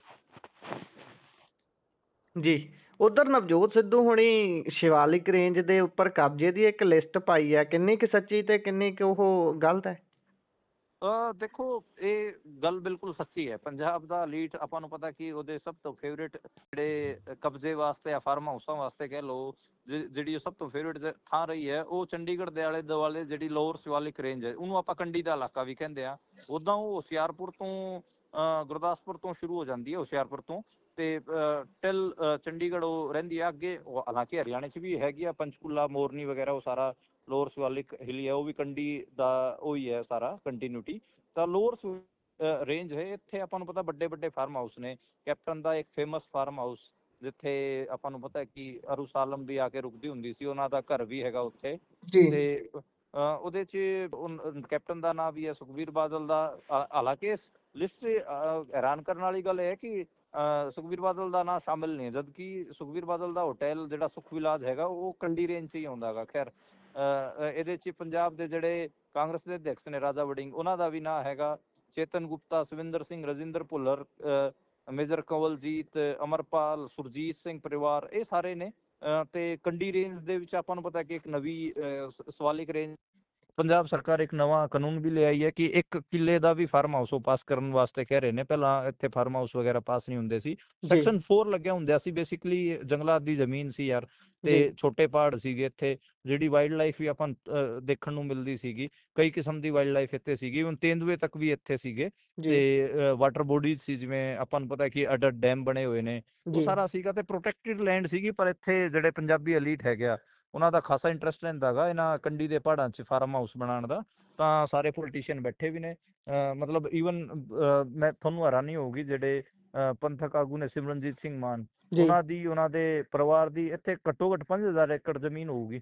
ਜੀ ਤੇ ਹਾਂ, ਕੈਪਟਨ ਦੀ 5000 ਏਕੜ ਦੇ ਨੇੜੇ ਤੇੜੇ ਜ਼ਮੀਨ ਹੋਊਗੀ। ਤਾਂ ਮਤਲਬ ਕੁਝ ਵੱਡੇ ਪਰਿਵਾਰ ਨੇ, ਐਲੀਟ ਫੈਮਲੀਆਂ ਨੇ, ਉਹਨਾਂ ਦੇ ਠੀਕ ਠਾਕ ਇੱਥੇ ਜ਼ਮੀਨਾਂ ਨੇ, ਤੇ ਉਹ ਇੱਥੇ ਬੈਠੇ ਨੇ। ਤੇ ਮਤਲਬ ਨੋ ਡਾਊਟ ਕਈ ਥਾਵਾਂ ਤੇ ਮਤਲਬ ਲੀਗਲ ਵੀ ਨੇ, ਪਰ ਮੈਕਸਿਮਮ ਜਿਹੜੇ ਐਲੀਟ ਇੱਥੇ ਬੈਠੇ ਨੇ, ਚਾਹੇ ਜੱਜ ਵਗੈਰਾ ਹੋਣ, ਰਿਟਾਇਰਡ ਪੁਲਿਸ ਅਧਿਕਾਰੀ ਹੋਣ, ਜਾਂ ਫਿਰ ਡੀਸੀ ਡਾਸੀ, ਜੋ ਵੀ ਕੁਝ ਵੀ ਆਪਾਂ ਕਹਿ ਲਈਏ ਐਲੀਟ ਜਿੰਨਾ ਕੁਝ ਵੀ ਹੁੰਦਾ ਗਾ, ਉਹ ਇੱਥੇ ਬਥੇਰੇ ਥਾਵਾਂ ਤੇ ਕਬਜ਼ਾ ਕਰਕੇ ਬੈਠੇ ਨੇ। ਈਵਨ ਪੰਜਾਬ ਦਾ ਸਭ ਤੋਂ ਜਿਹੜਾ ਪੁਰਾਣਾ ਪਿੰਡ ਮੰਨਿਆ ਜਾਂਦਾ ਗਾ ਮਸੋਲ, ਜੀ ਉਹ ਮੈਂ ਪਿਛਲੇ ਦਿਨਾਂ ਮਸੋਲ 'ਚ ਮੈਂ ਟਰੈਵਲ ਕਰ ਰਿਹਾ ਸੀਗਾ, ਕਿਉਂਕਿ ਉੱਥੇ ਆਪਾਂ ਨੂੰ ਪਤਾ ਹੈ ਕਿ ਆਰਕਾਈਵਲ ਹੈਸੀਅਤ ਉਸ ਪਿੰਡ ਦੀ ਬਹੁਤ ਜ਼ਿਆਦਾ ਹੈਗੀ ਆ। ਜੀ ਗਰੀਬ ਪਿੰਡ ਹੈ, ਉੱਦਾਂ ਲਬਾਣੇ ਅੱਜ ਕੱਲ੍ਹ ਰਹਿੰਦੇ ਨੇ। ਲਬਾਣਾ ਮਤਲਬ ਬੇਸਿਕਲੀ ਜਿਹੜੀ ਬੰਜਾਰਾ ਕਮਿਊਨਿਟੀ ਹੈ ਸਿੱਖਾਂ 'ਚ, ਉਹ ਜੀ ਉੱਥੇ ਰਹਿੰਦੀ ਹੈਗੀ ਆ। ਤੇ ਮੈਂ ਜਾ ਰਿਹਾ ਸੀਗਾ ਉੱਥੇ ਆਲੇ ਦੁਆਲੇ, ਮਤਲਬ ਮੈਂ ਪਹਿਲਾਂ ਵੀ ਗਿਆ ਸੀਗਾ 4-5 ਸਾਲ ਪਹਿਲਾਂ, ਉਸ ਟਾਈਮ ਕੋਈ ਫਾਰਮ ਹਾਊਸ ਵਗੈਰਾ ਨਹੀਂ ਸੀ। ਇਸ ਜੀ ਟਾਈਮ ਤਾਂ ਬਹੁਤ ਜ਼ਿਆਦਾ ਫਾਰਮ ਹਾਊਸ ਉੱਥੇ ਬਣੇ ਹੋਏ ਸੀ, ਤੇ ਪੰਜਾਬ ਦੇ ਬੜੇ ਬੜੇ ਐਲੀਟਾਂ ਦੇ ਫਾਰਮ ਹਾਊਸ ਬਣੇ ਹੋਏ ਸੀ। ਮੈਂ ਮਤਲਬ ਉੱਥੇ ਪਿੰਡ ਦੇ ਲੋਕਾਂ ਨਾਲ ਗੱਲਬਾਤ ਵੀ ਕੀਤੀ, ਉਹਨਾਂ ਨੂੰ ਪੁੱਛਿਆ ਕਿ ਅੱਜ ਕੱਲ੍ਹ ਤੁਸੀਂ ਕੀ ਕਰ ਰਹੇ ਹੋ। ਉਹਨਾਂ ਨੇ ਕਿਹਾ ਕਿ ਅਸੀਂ ਤਾਂ ਮਤਲਬ ਸਾਨੂੰ ਕੇਅਰ ਟੇਕਰ ਰੱਖ ਲੈਂਦੇ ਨੇ ਇਹ ਜਿਹੜੇ ਫਾਰਮ ਹਾਊਸ ਵਾਲੇ ਹੈਗੇ 10-15 ਹਜ਼ਾਰ 'ਚ। ਜੀ ਤੇ ਫਿਰ ਉਹਨਾਂ ਤੋਂ ਨਾ ਵੀ ਪੁੱਛੇ, ਬਹੁਤ ਵੱਡੇ ਵੱਡੇ ਆਗੂਆਂ ਦੇ ਉਹਨਾਂ ਨੇ ਨਾਂ ਲਏ। ਤਾਂ ਮਤਲਬ ਜਿਹੜਾ ਆਰਕਾਈਵਲ ਉਸ 'ਚ ਮਤਲਬ ਆਰਕੀਓਲੋਜੀਕਲੀ ਜਿਹੜਾ ਪਿੰਡ ਬਹੁਤ ਜ਼ਿਆਦਾ ਮਹੱਤਵ ਦਾ ਸੀਗਾ, ਜਿਹੜਾ ਇਲਾਕਾ ਸੀਗਾ ਜਿੱਥੇ ਆਰਕੀਓਲੋਜੀਕਲ ਸਾਈਟਸ ਦੇ ਤੌਰ ਤੇ ਮਤਲਬ ਜਿੱਥੇ ਰਿਸਰਚ ਵਗੈਰਾ ਹੋਣੀ ਸੀ, ਉਹਨੂੰ ਵੀ ਇਹ ਫਾਰਮ ਹਾਊਸਾਂ 'ਚ ਖਾ ਗਏ ਹੈਗੇ ਆ। ਪੰਜਾਬ ਦਾ ਜੀ ਸਭ ਤੋਂ ਪੁਰਾਣਾ ਪਿੰਡ ਇੱਕ ਮਤਲਬ ਮਸੋਲ, ਉਹਦੀ ਇੰਨੀ ਆਪਾਂ ਕਹਿ ਲਈਏ ਕਿ ਹਿਸਟੋਰੀਕਲ ਐਸੈਟ ਸੀ, ਉਹਨੂੰ ਉਹ ਤੱਕ ਇਹਨਾਂ ਨੇ ਨਹੀਂ ਛੱਡਿਆ। ਤਾਂ ਮਤਲਬ ਖਾਸਾ ਇਹ ਵੱਡਾ ਇਸ਼ੂ ਹੈ। ਨਵਜੋਤ ਸਿੱਧੂ ਨੇ ਜਿਹੜੀ ਲਿਸਟ ਪਾਈ ਆ ਅਧੂਰੀ ਹੈਗੀ ਆ, ਇਹਦੇ 'ਚ ਬਹੁਤ ਸਾਰੇ ਲੋਕਾਂ ਦੇ ਨਾਂ ਨਹੀਂ ਹੈਗਾ। ਪਰ ਇਹ ਗੱਲ ਸਹੀ ਹੈ ਕਿ ਕੰਢੀ ਦੇ ਜਿਹੜੇ ਪਹਾੜ ਨੇ ਚੰਡੀਗੜ੍ਹ ਦੇ ਆਲੇ ਦੁਆਲੇ, ਉਹਨਾਂ ਤੇ ਕਬਜ਼ਾ ਕਰਨ ਦਾ ਪੰਜਾਬੀ ਐਲੀਟ ਖਾਸਾ ਉਹਦੇ ਤੇ ਕਬਜ਼ਾ ਕਰੀ ਬੈਠਾ ਗਾ। ਜੀ, ਭੂਗੋਲਿਕ ਤੌਰ ਤੇ ਬਹੁਤ ਰਿਚ ਉਹ ਜਗ੍ਹਾ ਹੈ, ਤੇ ਬਿਲਕੁਲ ਇਹ ਜਿਹੜੀਆਂ ਇਹਨਾਂ ਦੀਆਂ ਪੀਲੇ ਰੰਗ ਦੇ ਪੰਜੇ ਨੇ, ਉਹ ਜ਼ਿਆਦਾਤਰ ਸਿਰਫ ਤੇ ਸਿਰਫ ਉਹਨਾਂ ਘਰਾਂ ਵੱਲ ਹੀ ਜਾਂਦੇ ਨੇ ਜਿਹੜੇ ਪੰਜਾਬ ਦੇ ਵਿੱਚ ਆਮ ਤੌਰ ਤੇ ਜਿਨ੍ਹਾਂ ਤੇ ਜ਼ੋਰ ਚਲਾਇਆ ਜਾ ਸਕਦਾ ਹੈ। ਪਰ ਇਹ ਰੌਲਾ ਹੀ ਪਾਉਂਦੇ ਨੇ ਵੀ ਫਲਾਨਾ ਢਾਹ ਦੇਣਾ, ਫਲਾਨੇ ਨੇ ਇੰਨੀ ਕੁ ਜ਼ਮੀਨ ਬਣਾਈ ਹੈ, ਪਰ ਉਧਰ ਨੂੰ ਕੋਈ ਨਹੀਂ ਜਾਂਦਾ, ਕਿਉਂਕਿ ਸਾਰੇ ਜਾਣਦੇ ਨੇ ਕਿ ਕਿੰਨੇ IAS IPS ਅਫਸਰਾਂ ਨੇ ਉੱਥੇ ਜ਼ਮੀਨਾਂ ਬਣਾਈਆਂ ਨੇ, ਕਿੰਨੇ ਐਲੀਟ ਕਲਾਸ ਦਾ ਉੱਥੇ ਘੇਰਾ ਹੈ, ਤੇ ਉਹਨਾਂ ਨੂੰ ਹੱਥ ਪਾਉਣਾ ਵੀ ਸੌਖਾ ਨਹੀਂ ਹੈ। ਇਸੇ ਕਰਕੇ ਜਿੰਨਾ ਮਰਜ਼ੀ ਮੁੱਖ ਮੰਤਰੀ ਸਾਹਿਬ ਕਹੀ ਜਾਣੇ ਵੀ ਵੱਡਾ ਜਿਗਰਾ ਚਾਹੀਦਾ ਫਲਾਣੇ ਬੰਦੇ ਨੂੰ ਫੜਨ ਲਈ, ਪਰ ਜਿੱਥੇ ਅਸਲ 'ਚ ਜਾਣਾ ਚਾਹੀਦਾ ਉੱਥੇ ਨਹੀਂ ਜਾ ਸਕਦੇ, ਤੇ ਨਾ ਹੀ ਇਹਨਾਂ ਦੀ ਹਿੰਮਤ ਪੈਂਦੀ ਹੈ। ਅੱਗੇ ਚੱਲੀਏ ਤਾਂ ਉੱਧਰ ਰਾਣਾ ਬਲਾਚੌਰੀਆ ਕਤਲ ਮਾਮਲੇ ਦੀ ਜੇਕਰ ਗੱਲ ਕਰੀਏ ਤਾਂ ਉਹਨਾਂ ਦੇ ਪਿਤਾ ਕਹਿ ਰਹੇ ਨੇ ਵੀ ਭਾਈ ਸਭ ਨੂੰ ਖਾਣਾ ਖੂਣਾ ਖਿਲਾ ਕੇ ਬਲਾਚੌਰੀਆ ਗਿਆ ਸੀ। ਇੱਕ ਤਰੀਕੇ ਨਾਲ ਆਪਣਾ ਦਰਦ ਬਿਆਨ ਕਰ ਰਹੇ ਨੇ। ਹੁਣ ਪਰਿਵਾਰ ਕੋ ਪਿੱਛੇ ਰੋਣ ਤੋਂ ਸਿਵਾਏ ਕੁਝ ਨਹੀਂ ਬਚਿਆ, ਕੀ ਕਹਿੰਦੇ ਹੋ? ਹਾਂਜੀ, ਉਹਨਾਂ ਨੇ ਗੈਂਗਸਟਰ ਸੀਰੀਅਸ ਸਵਾਲ ਖੜੇ ਕੀਤੇ ਨੇ ਗੁਰਪ੍ਰੀਤ। ਜੀ ਉਹਨਾਂ ਨੇ ਕਿਹਾ ਹੈਗਾ ਕਿ ਜਿਹੜੇ ਗੈਂਗਸਟਰ ਹੈ ਹੁਣ ਆਪਣਾ ਨਾਂ ਚਮਕਾ ਰਹੇ ਨੇ। ਵਿਆਹ ਦਾ ਜਿਵੇਂ ਜਿੱਦਣ ਉਹ ਕਾਂਡ ਹੋਇਆ ਸੀ, ਰਾਣਾ ਬਲਾਚੌਰੀਆ ਨੂੰ ਗੋਲੀ ਮਾਰੀ ਗਈ ਸੀ, ਉਦੋਂ ਵੀ ਆਪਾਂ ਇਹ ਖਬਰ ਕੀਤੀ ਸੀ ਕਿ ਤੁਸੀਂ ਵੀ ਉਸ ਟਾਈਮ ਦੱਸਿਆ ਸੀਗਾ ਕਿ ਕਿਵੇਂ ਸਿਰਫ ਹਫ਼ਤੇ ਪਹਿਲਾਂ ਹੀ ਉਸ ਮੁੰਡੇ ਦਾ ਵਿਆਹ ਹੋਇਆ ਸੀਗਾ। ਜੀ ਅਜੇ ਉਹਦਾ ਬਾਪੂ ਵੀ ਆਖ ਰਿਹਾ ਸੀਗਾ ਕਿ ਸਾਡੇ ਮੁੰਡੇ ਦੇ ਵਿਆਹ ਦੀ ਮਿਠਾਈਆਂ ਅਜੇ ਘਰੇ ਘਰ 'ਚ ਹੀ ਪਈਆਂ ਨੇ। ਸੀਗੀ, ਘਰੇ ਪਈਆਂ ਨੇ, ਤੇ ਜੀ ਉਹਨੂੰ ਗੋਲੀ ਮਾਰ ਕੇ ਮਾਰ ਦਿੱਤਾ। ਤਾਂ ਇਹ ਜਿਹੜਾ law and order the issue ਤਾਂ ਹੈ ਹੀ ਹੈ। ਇਸ ਤੋਂ ਇਲਾਵਾ ਇਹ ਵੀ ਸੋਚਣ ਵਾਲਾ ਗਾ ਕਿ ਜਿਹੜੇ ਨੌਜਵਾਨ ਨੇ ਆਪਣੇ ਕਿਸ ਵੱਲ ਵੱਧ ਰਹੇ ਨੇ। ਗੈਂਗਸ ਰਾਈਵਲਰੀ ਤੇ ਉਹ ਝੂਠਾ ਜਿਹੜਾ ਆਪਾਂ ਕਹਿ ਲਈਏ ਕਿ ਸਾਰਾ ਮਾਮਲੇ ਹੈਗੇ ਆ ਗੈਂਗਸ ਵਾਲੇ, ਗੈਂਗਾਂ ਵਾਲੇ, ਇਹਨਾਂ ਚੋਂ ਨਿਕਲਣਾ ਕੱਖ ਨਹੀਂ। ਬੱਚਿਆਂ ਦੇ ਮਤਲਬ ਐਂ ਬਲੱਡ ਹੀ ਮਤਲਬ ਪੰਜਾਬ ਦੀ ਧਰਤੀ ਲਾਲ ਹੀ ਹੋਊਗੀ ਲਹੂ ਨਾਲ। ਤੇ ਇਹ ਉਹ ਯੂਥ ਸੀਗਾ ਜਿਹੜਾ ਕਿੱਥੇ ਠੀਕ ਪਾਸੇ ਲੱਗਣਾ ਸੀਗਾ। ਪਰ ਆਪਾਂ ਕਈ ਵਾਰ ਜਦੋਂ ਗੱਲ ਕਰਦੇ ਹੀ ਹਾਂ ਇਹਨਾਂ ਚੀਜ਼ਾਂ ਬਾਰੇ ਕਿ ਯਾਰ ਇਹ ਨਾ ਬੜਾ ਤਰਾਸਦੀ ਹੈਗੀ ਆ ਕਿ ਸਾਡਾ ਜਿਹੜਾ ਯੂਥ ਹੈ ਉਹਨੂੰ ਕੋਈ ਡਾਇਰੈਕਸ਼ਨ ਨਹੀਂ ਮਿਲ ਰਹੀ। ਈਵਨ ਸੁਸਾਇਟੀ ਜਾਂ ਫਿਰ ਕਹਿ ਲਓ ਕਿ ਨੈਸ਼ਨਲ ਸਟੇਟ ਨੇ ਜਿੰਨੇ ਵੀ ਇੰਸਟੀਟਿਊਸ਼ਨ ਬਣਾਏ, ਚਾਹੇ ਨੌਕਰੀਆਂ ਵਾਲੇ ਹੋਣ ਜਾਂ ਫਿਰ ਪੜ੍ਹਾਈਆਂ ਵਾਲੇ ਹੋਣ, ਉਹ ਇਹਨਾਂ ਯੂਥਸ ਨੂੰ ਰਿਜੈਕਟ ਕਰ ਦਿੰਦੀਆਂ ਨੇ। ਮਤਲਬ ਜਦ ਯੂਥ ਨੂੰ, ਤੁਹਾਡੇ ਯੂਥ ਨੂੰ ਤੁਸੀਂ ਰਿਜੈਕਟ ਕਰ ਦਿੰਦੇ ਹੋ, ਤਾਂ ਫਿਰ ਉਹ ਕਿੱਥੋਂ ਤਾਂ ਆਪਣਾ ਮਤਲਬ ਆਪਾਂ ਕਹਿ ਲਈਏ ਕਿ ਰਾਹ ਲੱਭਣ ਦੀ ਵੈਲੀਡੇਸ਼ਨ ਕੋਸ਼ਿਸ਼ ਭਾਲਦਾ ਹੈ ਕਰ ਉਹ। ਹਾਂ ਰਾਹ ਲੱਭਣ ਦੀ ਕੋਸ਼ਿਸ਼ ਕਰਦੇ ਨੇ। ਤਾਂ ਇਹ ਹੂੰ ਗਲਤ ਰਾਹ ਵੀ ਕਈ ਵਾਰ ਹੁੰਦੇ ਨੇ ਜਿੱਥੇ ਉਹ ਜਾਣ ਦੀ ਹੂੰ ਕੋਸ਼ਿਸ਼ ਕਰਦੇ ਨੇ। ਮੈਂ ਮਤਲਬ ਬਿਲਕੁਲ ਸ਼ਰੇਆਮ ਤਾਂ ਪਹਿਲੀ ਗੱਲ ਤਾਂ ਇਹ ਹੈ ਕਿ ਸਰਕਾਰਾਂ ਦੀ ਇਹਦੇ 'ਚ ਪਹਿਲੀ ਗਲਤੀ ਹੈ, ਜਿਹੜੇ ਯੂਥ ਹੈਗੇ ਆ ਉਹਨਾਂ ਨੂੰ ਤੁਸੀਂ ਰਿਜੈਕਟ ਕਰਕੇ ਸਿੱਟ ਦਿੰਦੇ ਹੋ, ਫਿਰ ਕਿਤੇ ਤਾਂ ਆਪਣੇ ਰਾਹ ਲੱਭਣਗੇ। ਉਹ ਇੱਕ ਹੂੰ ਗਲਤੀ ਹੈਗੀ ਆ। ਦੂਜਾ ਫਿਰ ਮੈਨੂੰ ਲੱਗਦਾ ਗਾ ਕਿ ਇੱਕ ਜਿਹੜਾ ਮਤਲਬ ਸਾਰਾ ਇਹ ਸਿਸਟਮ ਹੈ, ਖਾਸ ਕਰ ਸਰਕਾਰਾਂ ਇਹਨੂੰ ਜਿਸ ਹਿਸਾਬ ਨਾਲ ਸ਼ਹਿ ਦਿੰਦੀਆਂ ਨੇ, ਗੈਂਗਸਟਰ ਕਲਚਰ ਆਪਾਂ ਨੂੰ ਪਤਾ, ਜੇ ਪੁਲਿਸ ਗੈਂਗਸਟਰਾਂ ਨੂੰ ਸ਼ਹਿ ਨਾ ਦੇਵੇ ਤਾਂ ਫਿਰ ਇਹ ਚੱਲ ਹੀ ਨਹੀਂ ਸਕਦਾ। ਜੀ ਜੀ ਜੀ ਪਰ ਇਹਨਾਂ ਬਿਲਕੁਲ ਨੂੰ ਸ਼ਹਿ ਦਿੰਦੇ ਨੇ। ਇੱਕ ਵਾਰ ਆਪਾਂ ਮਜ਼ਾਕ 'ਚ ਇੱਕ ਦਿਨ ਮੈਂ ਦੱਸਿਆ ਵੀ ਸੀਗਾ ਕਿ ਕਿਵੇਂ ਮੇਰੀ ਇੱਕ IPS ਨਾਲ ਗੱਲ ਹੋ ਰਹੀ ਸੀ ਤੇ ਉਹਨਾਂ ਨੇ ਕਿਹਾ ਸੀਗਾ ਕਿ IAS ਕੋਲ ਤਾਂ ਇੱਕ ਨੰਬਰ ਦਾ ਪੈਸਾ ਹੁੰਦਾ ਗਾ ਖਾਣ ਵਾਲਾ, ਯਾਨੀ ਕਿ ਜਿਹੜਾ ਬਜਟ ਐਲੋਕੇਸ਼ਨਸ ਹੁੰਦੀਆਂ ਨੇ, ਬਜਟਰੀ ਐਲੋਕੇਸ਼ਨਸ, ਉਹਨਾਂ 'ਚ ਉਹ ਖਾਂਦੇ ਨੇ। ਜੀ ਸਾਡੇ ਕੋਲ ਕੋਈ ਬਜਟ ਵਗੈਰਾ ਤਾਂ ਹੁੰਦਾ ਨਹੀਂ, ਫਿਰ ਅਸੀਂ ਤਾਂ ਫਿਰ 2 ਨੰਬਰ ਦੇ ਪੈਸਿਆਂ 'ਚ ਹੀ ਆਪਣਾ ਹਿੱਸਾ ਪਾਲਾਂਗੇ। ਭਾਵੇਂ ਸ਼ਰਾਬ ਦਾ ਕਾਰੋਬਾਰ ਹੋਵੇ, ਫਰੋਤੀਆਂ ਦਾ ਕਾਰੋਬਾਰ ਹੋਵੇ, ਨਸ਼ੇ ਦਾ ਕਾਰੋਬਾਰ ਹੋਵੇ, ਹੋਰ ਜਿਹੜਾ ਸੱਟੇਬਾਜ਼ੀ ਦਾ ਕਾਰੋਬਾਰ ਹੋਵੇ, ਇਹਨਾਂ ਜੀ 'ਚ ਫਿਰ ਅਸੀਂ ਆਪਣਾ ਪੈਸਾ ਪਾਲਾਂਗੇ। ਤਾਂ ਹੂੰ ਮਤਲਬ ਉਹ ਬਹੁਤ ਸੀਰੀਅਸ ਗੱਲ ਸੀਗੀ, ਯਾਨੀ ਕਿ ਸਟੇਟ 1 ਨੰਬਰ ਦੇ ਪੈਸੇ ਨੂੰ ਵੀ ਮਤਲਬ ਉਹਦੀ ਅੱਖ ਰਹਿੰਦੀ ਹੈਗੀ ਆ, ਤੇ 2 ਨੰਬਰ ਦੀ ਜਿਹੜਾ ਬਾਜ਼ਾਰ ਹੈ ਉਹਦੇ 'ਚ ਵੀ ਆਪਣੀ ਪੂਰੀ ਇੰਟਰਵੈਂਸ਼ਨ ਰੱਖਦਾ ਗਾ। ਉਸ 2 ਨੰਬਰ ਦੇ ਬਾਜ਼ਾਰ ਨੂੰ ਜਿੰਦਾ ਰੱਖਣ ਵਾਸਤੇ ਹੀ ਇਹ ਜਿਹੜੇ ਮੁੰਡੇ ਹੈਗੇ ਆ, ਇਹ ਕਦੇ ਇਹਨਾਂ ਨੂੰ ਮਾਰ ਦਿੱਤਾ ਜਾਂਦਾ ਗਾ, ਕਦੇ ਇਹਨਾਂ ਨੂੰ ਚੜਾ ਦਿੱਤਾ ਜਾਂਦਾ ਗਾ। ਖੈਰ ਜੀ ਮੇਰੇ ਤਾਂ ਇਹੀ ਆਸ ਹੈ ਕਿ ਇਹ ਜਿਹੜੇ ਪੰਜਾਬ ਦੇ ਨੌਜਵਾਨ ਨੇ, ਹਰਿਆਣੇ ਦੇ ਨੌਜਵਾਨ ਨੇ, ਇਹ ਇਸ ਲਾਈਨ 'ਚ ਨਾ ਪੈਣ। ਜੀ ਤਾਂ ਜਿਹੜਾ ਰਾਣਾ ਬਲੋਚੋਰੀਆ ਦੇ ਫਾਦਰ ਦਾ ਜਿਹੜਾ ਦਰਦ ਹੈ ਉਹ ਬਹੁਤ ਮਤਲਬ, ਹੁਣ ਉਹਨਾਂ ਦਾ ਮੁੰਡਾ ਤਾਂ ਚਲਾ ਗਿਆ ਨਾ, ਤਾਂ ਉਹ ਤਾਂ ਵਿਚਾਰੇ ਸਾਰੀ ਉਮਰ ਐਂ ਹੀ ਰਹਿਣਗੇ ਕਿ ਜੀ ਜੀ ਕਿੰਨਾ ਅਸੀਂ ਖਵਾ ਪਿਆ ਕੇ ਤਗੜਾ ਕੀਤਾ, ਸਾਡੇ ਮੁੰਡੇ ਨੇ ਰੇਡਾਂ ਪਾਈਆਂ, ਕਬੱਡੀਆਂ ਪਾਈਆਂ, ਕਿੰਨੇ ਅਵਾਰਡ ਜਿੱਤੇ, ਹੁਣ ਸੀਨੀਅਰ ਪਲੇਅਰ ਹੋ ਗਿਆ ਸੀਗਾ, ਹੁਣ ਟੀਮਾਂ ਨੂੰ ਮੈਨੇਜ ਕਰਦਾ ਸੀਗਾ। ਪਰ ਉਹ ਦੁੱਖ ਤਾਂ ਹਮੇਸ਼ਾ ਰਹੂਗਾ ਹੀ। ਜੀ ਜੀ ਉਧਰ ਤਾਂ ਵੱਡੇ ਵੱਡੇ ਅਦਾਰੇ ਇਹ ਚਲਾਈ ਜਾਂਦੇ ਨੇ ਭਾਈ, ਕੋਈ ਕਬੱਡੀ ਪਲੇਅਰ ਨਹੀਂ ਸੀ, ਨਾ ਕੋਈ ਕਬੱਡੀ ਪ੍ਰਮੋਟਰ ਸੀ ਉਹ।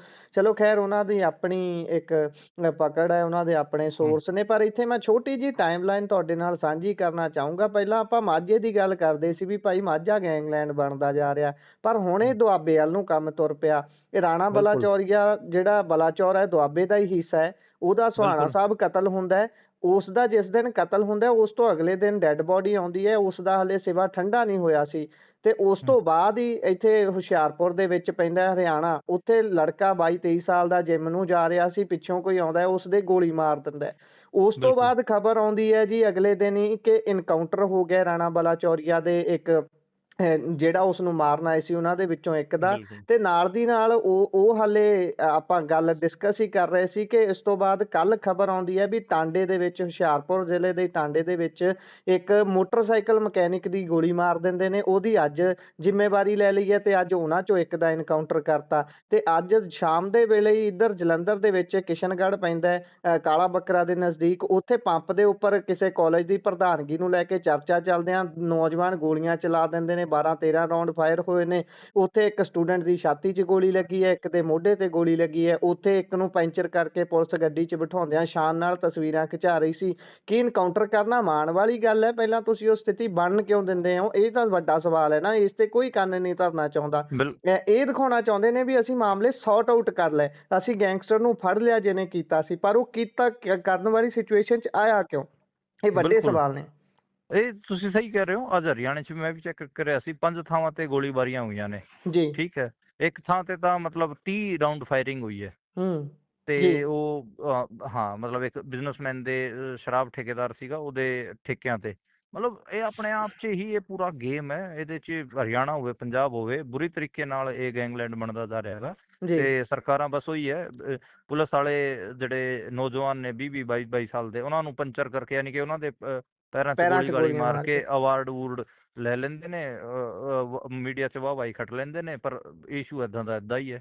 ਜਿਹੜੇ ਵੱਡੇ ਮਗਰਮੱਛ ਨੇ ਉਹਨਾਂ ਨੂੰ ਸਲਾਮਾਂ ਹੁੰਦੀਆਂ ਨੇ, ਜਿਹੜੇ ਛੋਟੇ ਵਿਚਾਰੇ ਛੋਟੇ ਮੋਟੇ ਕ੍ਰਾਈਮ ਕਰਨ ਵਾਲੇ ਹੁੰਦੇ ਆ ਉਹਨਾਂ ਦੇ ਪੈਰਾਂ ਤੇ ਗੋਲੀ ਮਾਰ ਕੇ ਵਾਹਵਾਹੀ ਕੱਟ ਲੈਂਦੇ ਨੇ। ਬਿਲਕੁਲ ਮੈਂ ਤੁਹਾਡੀ ਗੱਲ ਨਾਲ ਸਹਿਮਤ ਹਾਂ ਗੁਰਪ੍ਰੀਤ। ਇਹ ਸੁਸਾਇਟੀ ਦੇ ਵਿੱਚ ਕੜੀ ਦਰ ਕੜੀ ਜੁੜਦੀਆਂ ਚੀਜ਼ਾਂ ਨੇ। ਇੱਕ ਜਗ੍ਹਾ ਤੋਂ ਰਿਜੈਕਸ਼ਨ ਹੁੰਦੀ ਹੈ, ਬੰਦਾ ਫਿਰ ਕੋਸ਼ਿਸ਼ ਕਰਦਾ ਵੀ ਇੰਡੀਆ 'ਚ ਕੁਝ ਨਹੀਂ, ਚਲੋ ਬਾਹਰ ਨਿਕਲਦੇ ਆ। ਬਾਹਰ ਫਿਰ ਜਾਣ ਦੀ ਹਿੰਮਤ ਨਹੀਂ ਹੁੰਦੀ, ਸਿੱਧੇ ਤਰੀਕੇ ਨਾਲ ਜਾ ਨਹੀਂ ਪਾਉਂਦੇ, ਪਰ ਪੈਸਾ ਚਾੜ ਕੇ 2 ਨੰਬਰ 'ਚ ਜਾਂਦੇ ਨੇ, ਡੌਂਕੀਆਂ ਲਾ ਕੇ ਉੱਥੋਂ ਨਾਕਾਮੀ ਝੱਲਦੇ ਨੇ, ਫਿਰ ਮੁੜ ਕੇ ਆਉਂਦੇ ਨੇ। ਹਜੇ ਕੱਲ੍ਹ ਦੀ ਖਬਰ ਹੈ, ਕਰੋੜਾਂ ਰੁਪਈਆ ਜਲੰਧਰ ਦੇ ਵਿੱਚ ਇੱਕ ਰਿਚੀ ਟਰੈਵਲਸ ਦੇ ਨਾਮ ਤੋਂ ਫੜਿਆ ਗਿਆ। ਉਹਨਾਂ ਦੇ ਆਫਿਸ ਦੇ ਵਿੱਚ ਹੀ ਕਰੋੜਾਂ ਰੁਪਈਆ ਕੈਸ਼ ਫਰਸ਼ ਤੇ ਬਹੁਤ ਜ਼ਿਆਦਾ ਕਹਿੰਦੇ ਵੀ ਸੋਨੇ ਦੇ ਬਿਸਕੁਟ ਮਿਲੇ ਨੇ। ਇਸ ਤਰੀਕੇ ਦੇ ਨਾਲ ਤੁਹਾਡੀ ਦੋਹਰੀ ਲੁੱਟ ਹੁੰਦੀ ਹੈ। ਤੁਸੀਂ ਸਮਾਜ 'ਚ ਪੀੜੇ ਜਾਂਦੇ ਹੋ ਤੇ ਆਪਣਾ ਜਿਹੜਾ ਕੀਮਤੀ ਪੈਸਾ ਤੁਹਾਡੇ ਮਾਪਿਆਂ ਨੇ ਕਮਾਇਆ ਹੁੰਦਾ ਉਹ ਲੁਟਾਉਂਦੇ ਹੋ। ਇਹ ਜਿੰਨੀਆਂ ਮਰਜ਼ੀ ਕੜੀਆਂ ਜੋੜੀ ਜਾਓ, ਇਸ ਤੇ ਆਪਾਂ ਲੰਬੀ ਗੱਲਬਾਤ ਕਰ ਸਕਦੇ ਹਾਂ, ਪਰ ਸਥਿਤੀ ਬਹੁਤ ਗੰਭੀਰ ਬਣੀ ਹੋਈ ਹੈ। ਅੱਗੇ ਆਖਰੀ ਖਬਰ ਵੱਲ ਜੇ ਵਧੀਏ ਤਾਂ ਉਧਰ ਲੁਧਿਆਣੇ 'ਚ